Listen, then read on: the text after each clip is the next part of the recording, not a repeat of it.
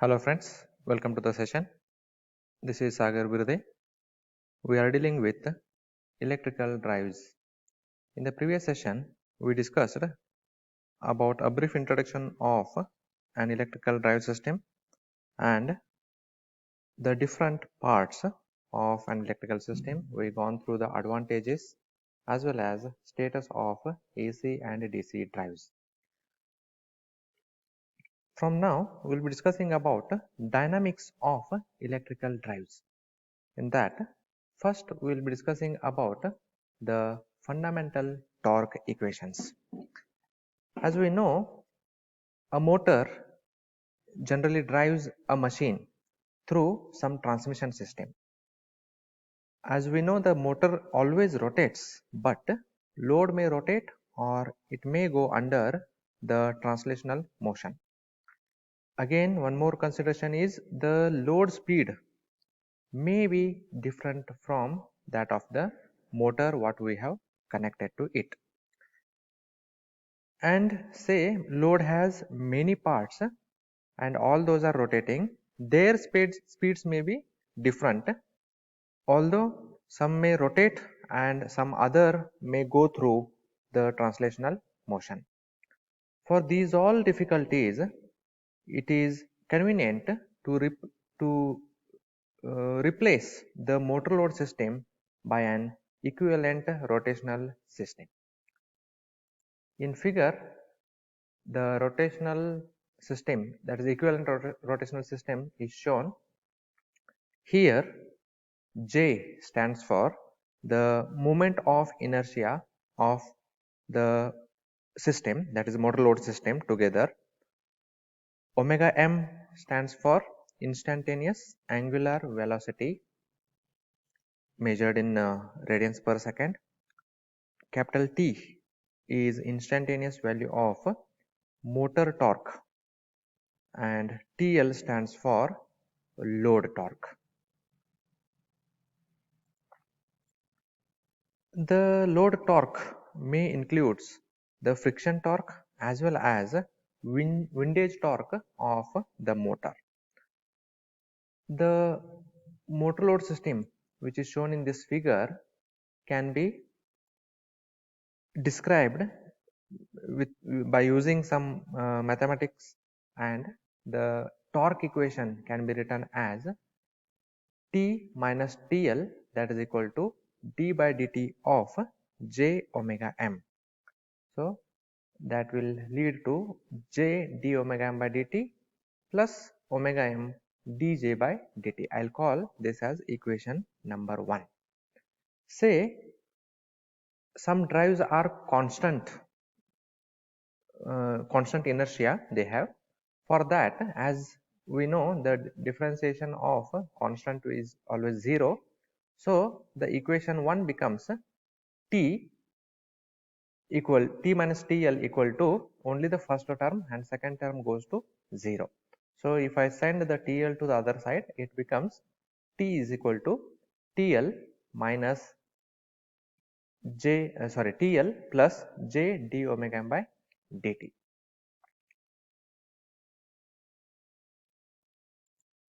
Now in this equation 2, the term J d omega m by dt is called as a dynamic torque. The dynamic torque is present only during the transient operations. We should take a note that the energy associated with this dynamic torque J d omega m by dt is always stored in the form of kinetic energy. As we know, it is given by j omega square by 2.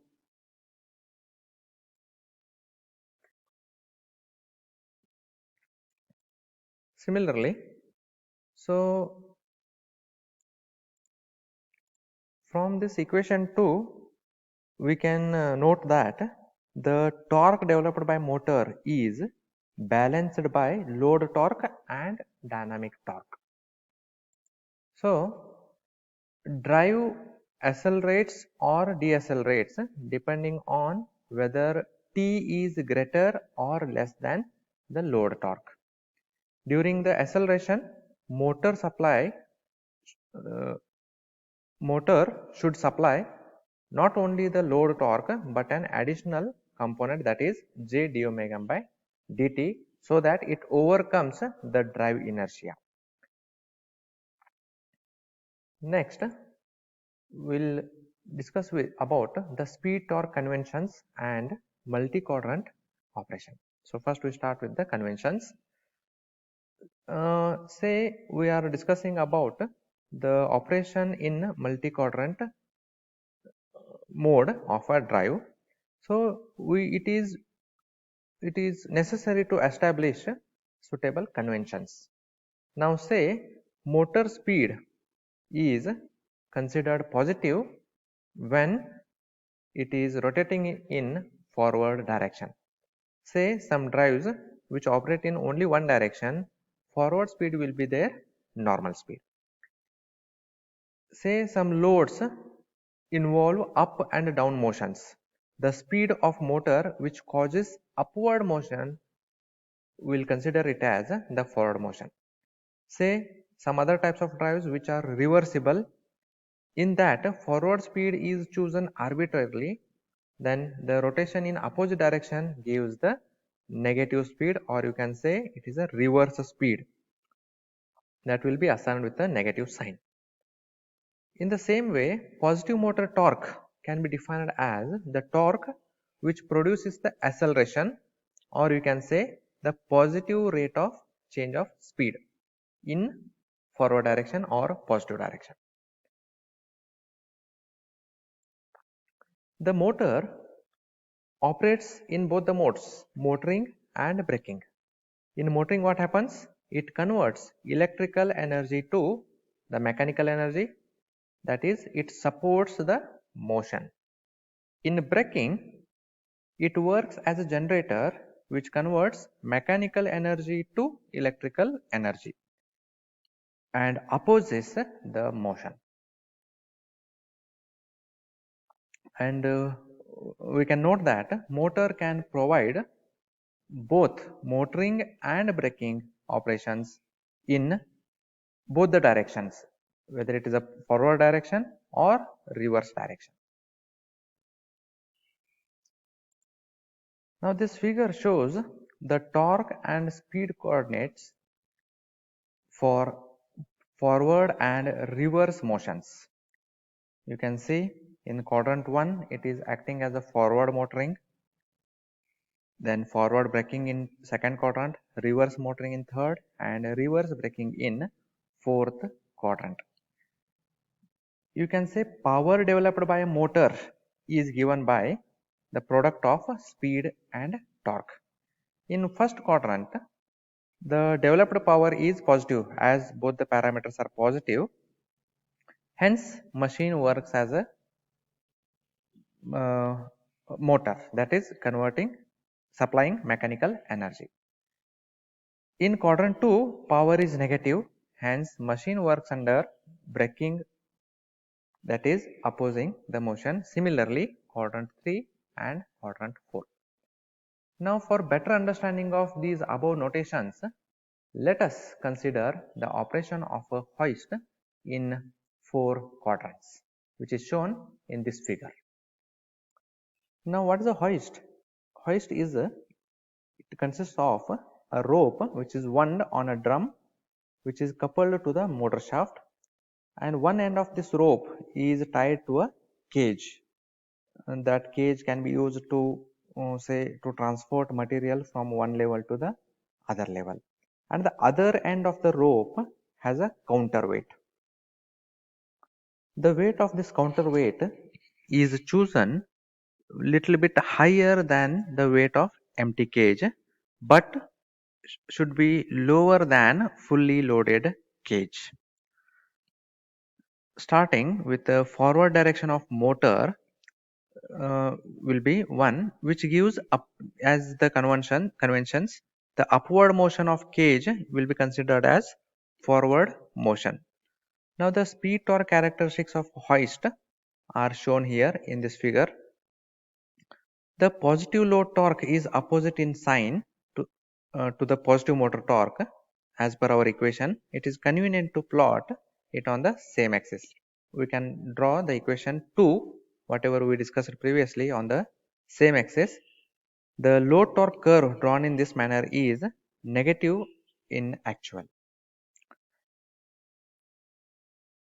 In the first quadrant of hoist operation, it requires the movement of the cage in upward direction, which corresponds to the positive motor speed, which is, we can see, it is anti-clockwise in direction.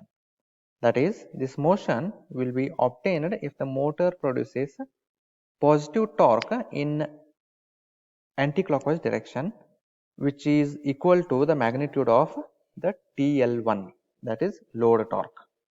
Since the developed motor power is positive, this is called as forward motoring operation. In quadrant 4, the operation is obtained when a loaded cage is lowered. Since the weight of loaded cage is higher than the counterweight, it is able to come down due to the gravity. In order to limit the speed of the cage, some positive torque, which is equal to the load torque in anti-clockwise direction, should be generated. As power and speed are negative, drive is operating in reverse braking. In operation in quadrant second, when an empty cage is moved up, as we know the counterweight is heavier than the empty cage, it is able to pull it up. In order to limit the speed within a safe value, motor must produce a braking torque, okay, which is equal to load torque in clockwise direction. So the speed is positive and developed power is negative. We call it as forward braking operation. In the third quadrant, the operation is when an empty cage is lowered. Since an empty cage has a lesser weight than the other weight, counterweight, the motor should produce a torque in clockwise direction. As the speed is negative and the power developed is also positive, this is reverse motoring operation.